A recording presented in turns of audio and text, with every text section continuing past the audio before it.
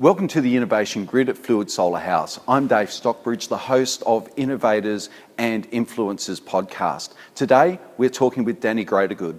Now, Danny has one of the strongest growing businesses in Australia right now and is now a leader in the security field. We'll talk to him to unlock some of his secrets and insights as to what's made his business a success, and I hope that you can find ideas that you can apply to your journey.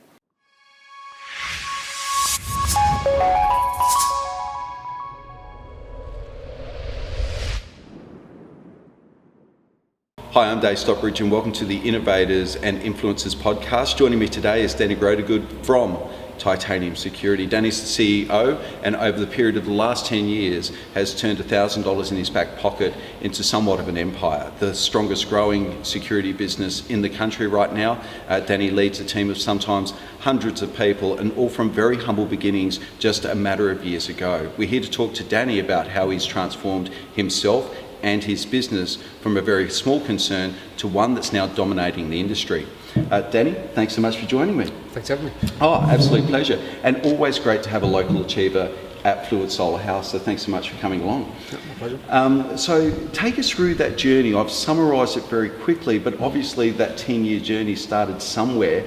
Can you pinpoint the moment when you thought, you know what, I want to be more than just the security guard I am today?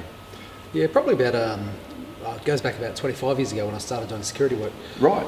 And I come off another business at that time. I owned a deli and a mini supermarket. Yep. Went out of business. Yep. But I had that in me. I always wanted to be in business. Mm-hmm. So when I started doing the security industry work, it was good, but I knew I needed more. Yeah. After about probably 10 to 12 years of working in the industry, I decided it's time to move out of my own. Yep. Which I did. And yeah, that's where it's all started. Yeah. And the rest is history, so to speak. Just one of those things in the back of your mind, it's always itching. You know, you want to get back into business again, and that's what I did. If you had to describe that itch, is it something that just kept on in the back of your mind, or just a feeling that you had like a personal momentum that inevitably you find yourself back and in control of your own destiny again? Yeah, it is. It's like a drive, constant drive that you know you want more out of life, and there's only one way to get it, and that's work for yourself. Because for some people it can also be a rebellion. You know, I don't like being told what to do, or want to be the master of my own destiny, or it's got to be better as the boss. Or yeah, no, I didn't have that. I was happy working for a boss, but I just knew I wanted more out of life. Yeah. And can you pinpoint that moment where you made that leap? Was there a particular conversation or day that you remember driving around and went, today's the day, I've got to make that decision, I'm going to make it happen? Yeah, it was more about an opportunity being presented. Right. I've always been one to, if I see an opportunity, I'll grab it. Yeah. And yeah, a gentleman called Grant Frearson, he owned Ample Security. He was looking for a contractor in the northern suburbs in Salisbury and Elizabeth to manage his patrols, and that's what I did. That's why I jumped from being an employee to an employer and moved from there. Had, like I said before, $1,000 in my pocket, so went to Peter Kittle and got myself a car loan, and got my first patrol car and started off that way. And away you went. Yeah. So with very little resources and but with some considerable experience at that stage, you've made that leap from working for somebody to working for yourself. Were there any fears or hesitations on your behalf at that point, or in your life at that point, that served as a hesitation? Probably the biggest fear I got, or the first fear, was when I got my first full-time employee. Just knowing that it's not just me now, I'm responsible for his well-being and his family and his mortgage. Yeah. So that's probably where it really struck home. I've actually got to do this right and not mess it up, because it's not just my future, it's other people's futures. Yeah, and people often talk about that moment when they go from amateur to pro, and it sounds like perhaps having your first employee on board was that time for you where... I think so, yeah. It sounds right, yeah. And do you remember that first employee? I do, yeah. It turned out that he wasn't really suitable for our company anyway, but I do remember it, and yeah. And do you remember those early days where you are bringing people on board? Is there things that you did differently then to how you do it now when you're inducting or bringing people into your business? Absolutely. 10 years down the track? Yeah, well, we've learned a lot over the years. We don't... It used to be a case of, someone's got experience in these skill sets, we'll just give them a job. Yeah. But now there's a very rigorous process. We make sure they're absolutely perfect for the job. There's a lot more HR paperwork and all that now, which we weren't worried about in the beginning. But Yeah. Yeah, as we get more professional and bigger, we make sure we cross our T's and dot our I's. But was there a critical moment in those early days that gave you the momentum that propelled you to the next level? So you've secured this contract under your former employer, is that correct? With Ample Security. With Ample Security, and so you're a subcontractor there. Were you working under your own brand at that stage, or? We were, only limited though. We only had a few small clients of our own. Yep. Probably the turning point was a tender coming out for City of Tetra Gully. Mm-hmm. The first tender we went for, and we got it. Wow. And that was definitely a turning point for us. We thought, we're serious now. And then, not long after that, Ample Security went up for sale. Uh-huh. We knew that if we didn't buy him, he'd have to sell his business to someone, and we'd lose that contract. So we basically saved up our money and bought his business. Wow. And that was the beginning of us moving forward in a big way. And so at what stage are you then buying your former employer? Is this 2 years down the track, 3 years down the track? That was about 2.5 years right. into the business. So from that respect, you've gone from opening the doors on your business or working for somebody to then working as a contractor for somebody to then buying that business. That's right. In order to give you the momentum to move on to the next level. Yeah. Well, at that point we had about 20 staff. Ample Security had a lot of guard sites around Salisbury and Elizabeth, so yeah, it was a big responsibility at that point to move ahead and grow the business. And now you're the biggest supplier to local government for security services. Well, we've got the most local government contracts in South Australia. Yeah. And when you got that first tender, was there were you a little bit surprised yourself, or did you? We were. Yeah. Very much so. Yeah, we hadn't had any experience in tendering. Yeah. We sought some help from different tender writers and all that. And they gave us some basics on how we're supposed to answer tender questions. Yeah. But yeah, that's what really educated us on how to go for future tenders. Yeah. And are there key people that you've come across over the years that have been of great help as you've sought to innovate and evolve your business and grow your business? Yeah, definitely. Yeah, hundreds of people really. Yeah. Every person you meet, you learn something from them, and it's been like that the whole time. And is that a core belief that you think has propelled the growth of the business from your perspective, that you do have this hunger for learning? Absolutely. Yeah. Yeah, that's the way we've always done it. Is we learn from our mistakes, which there's been plenty of those. Yeah. But more importantly, we learn from other people's experiences and how they've done well and how they've progressed in their lives, and we do the same thing at Titanium. And so you've got this forever learning mentality. Did that come from your schooling? No, I'm not sure why. No? It's just how I am. So part of your natural disposition is that you've just got this hunger to continue to learn. And does that translate into other areas, or have you found that, very fortunately, that's always had a focus on business? You've just got a natural interest? No, it's really just been in business. Yeah. I've always not only been hungry to grow the business, but to learn more about the business and just get involved as much as I can in just trying to be better than the competition. Yeah. If you were that guy again, starting your business with $1,000 in your back pocket 10 years ago, is there anything that you would suggest to that person today that you would do differently, or are you quite happy with all the mistakes that you've made? I am. Obviously, if I could go back in time, I wouldn't do any of those mistakes, and I'd be a squillionaire now. Yeah. But no, if I didn't make any of those mistakes, I wouldn't be where I am today. I wouldn't have learnt from those. And yeah, I think hindsight's a great thing. If I could go back in time, I probably wouldn't do it. But yeah. But and is there any advice that you would give to the Danny of 10 years ago? Is there any sage words of advice if you could pop into the time vortex? Probably. Instead of getting down on mistakes, just learn from them and move on. Yeah. So has that been something where you've tended to take those hits a little bit harder than in retrospect you would now? That's right, yeah. I think humans are like that generally. Yeah. I'm no different, so that's just how it is. And have you found your business accelerate as you've been able to get up from those mistakes or get up from those losses quicker? Yes, definitely. Yeah. More so, it's probably a thing that I do. I wouldn't say I use people, but I encourage people to, I bring the best out of people, is probably a better way to put it. Yeah. So every manager that we've ever had, every staff member, I always try and get as much as I can out of them. Yeah. And it works. That's probably the best advice I'd give anybody.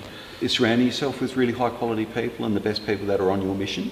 That's right. Yeah. Doing that and just getting the best out of them as well. You can have the best person in the world working for you, but if you don't draw their awesomeness from them, nothing will happen. Yeah, absolutely. And are there any techniques that you use now that you to do that, to extract the best from people? No, not really. You just got to know how to read people. Yeah. And if you can read people and you can work with them to figure out the best way for them to move forward with your business. Yeah, and in reading people, are you pretty quick in sizing somebody up, or is that a skill set that you've developed, or an instinct through security, perhaps in those early days? Possibly, I'm not sure where it's come from, but yeah, I've always had that tendency to be able to just read people and draw from them how they're feeling about things, and get the best from them. Yeah, and obviously a skill set that served you well. How about going back to those times when there were just a handful of people and you're growing and you're getting all of these new people into the environment? How did you find injecting new talent into an environment where there's been some people there for a while as you're looking to grow the business, but also stabilise those people that have been with you for a period of time and assure them that this growth is going to be worth it, or their job's not on the line? A lot of people don't like change. Yes. They don't like growth because they don't feel it's that small family business anymore, it's growing to something bigger. Yeah. So you have to continually motivate them, make people feel good about themselves, make people feel comfortable that they are still part of the Titanium family. Yeah. And grow from there. And would you describe yourself then as a hands-on CEO with respect to that? Yes, absolutely. Yeah. And a big key to your success, it would appear that you've remained hands-on with people. How have you managed to do that as you've gone from a couple of dozen to a couple of hundred people in the business? It's very difficult, but I think as long as we maintain our core values of being friendly with the staff, I'm not a CEO that sits in an ivory tower and just has a PA and all that. I actually work in the office with the rest of the staff, and it works well. You're always in uniform, just like one of the guys on the floor, so to speak. That's right. Yeah. When there's an event on, I'll usually go to the event. If there's a couple hundred staff there, they'll see me walking around, saying hello, shaking hands, and I think they feel motivated, or they feel impressed by that. Yeah. More recently, you've taken on naming rights of a fairly major sporting arena, which is now known as Titanium Arena, where it's the home of the Adelaide 36ers. Yes. What was some of the thinking? Because that's a pretty considerable decision to make in terms of branding, marketing, but overall strategy. So I'm just interested to go from a highly localised business servicing, say, the greater metropolitan Adelaide area, to taking on naming rights. What was your thinking behind that? What were you hoping to achieve by making such an investment? Yeah, at that point we wanted to expand interstate, and we knew we had to do something major to be able to promote ourselves as a major player in the industry. Yeah. Because whenever you're in a strange state, people don't know your company. You're just another backyarder who's starting up. At least we've got the backing of a major sporting arena like Titanium Security Arena. Yeah. It gives us some credibility in the market. Yeah. And that was probably one of the biggest reasons we did it. We wanted to get into the events area as well. Yeah. And having a stadium it's just something it raises your profile. Yeah. And has that helped you with larger corporate clients, do you feel? Yeah, and opened up other doors perhaps that weren't available to you previously? Yeah, definitely. And we've come across many clients that have not heard of Titanium Security, but they've heard of Titanium Security Arena. Right. So when they put them together, it gives you more credibility. So you're supporting the arena and in many respects also supporting the Adelaide 36ers. So was there a degree of brand synergy there, knowing that the Adelaide 36ers held similar core values to Titanium? Absolutely, yeah. I'm also a fan of the 36ers. That's the other reason for it. Yeah. And I think the way they run their business is very similar to the way we run ours. And it works out well. And you were just touching on there that you do love basketball. So is it fair to say that this all started with your love of basketball and essentially as a spectator going along to watch games there at Titanium Arena? We started off there with courtside tickets and sponsored them, and we sponsored the team, and then went from there to a suite. Yep. And just from there to the naming rights. So. Yeah. And so just being in the area of your passion in that respect led you to a position that opened up greater doors for you in terms of business. Absolutely, yeah. It's definitely it's a lot of fun going to a basketball game, and not the main reason we sponsor the stadium, but it's a good reason. Yeah. Outside of just the people management and dealing with that ever-expanding team of people that you now have in Titanium Security, what are other kind of touch points or moments in the business that you can perhaps reflect upon where they're either do or die, or maybe, it was going to, next fortnight we might not be here, or are there any of those moments where you had pause to reflect upon what are we doing, why are we doing this, and is it worth going forward? And perhaps if you can just expand upon what then led you to make the next step, to make the final determination to push forward.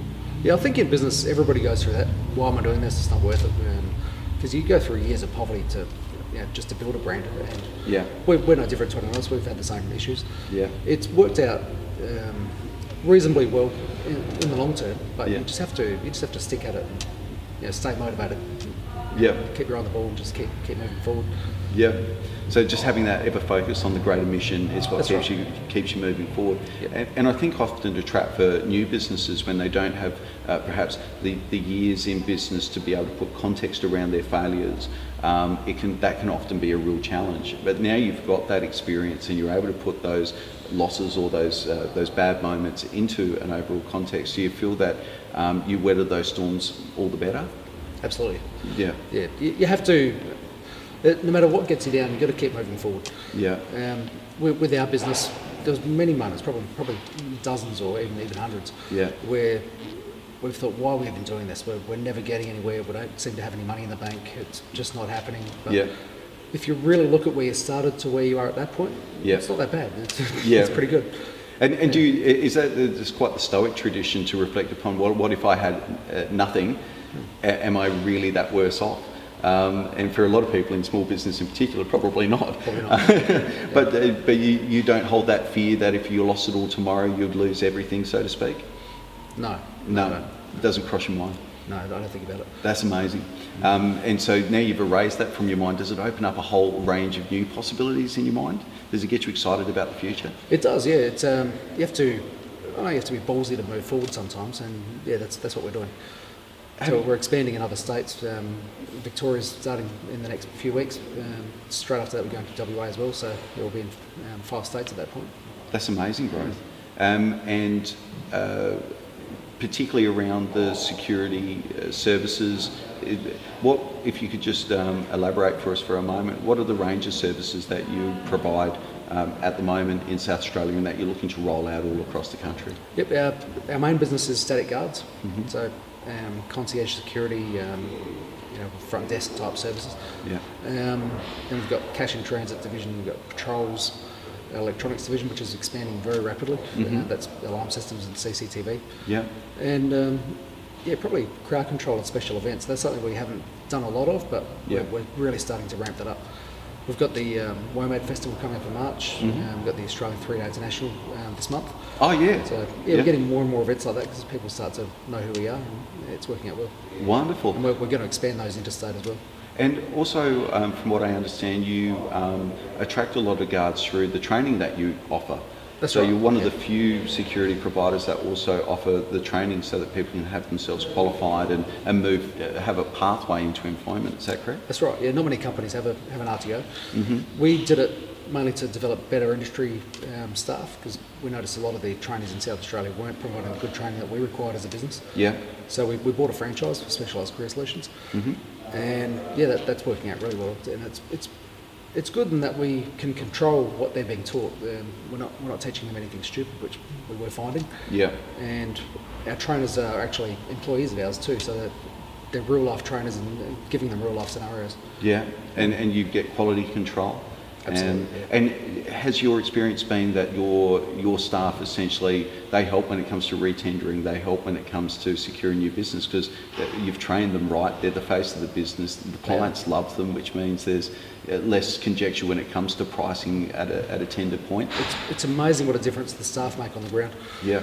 As an example, we had 2 guards working for a site. I can't say which one because I can't announce the contract yet. Yep. But they were working on a site as a contractor for another company. One of the CEOs of the business or one of the directors saw the guards, just got talking to them, said, who do you work for? Titanium, that's great. And you're happy there? Yep. These guys are ambassadors for us. Yeah. Out of that, we're invited to tender for their work. So if it wasn't for the guards having that quiet conversation with somebody they didn't know, I'm guessing they weren't familiar that was the CEO that they were talking to? No, they were just good guards doing a good job and being customer friendly like we teach them to be. They were basically our ambassadors on the site.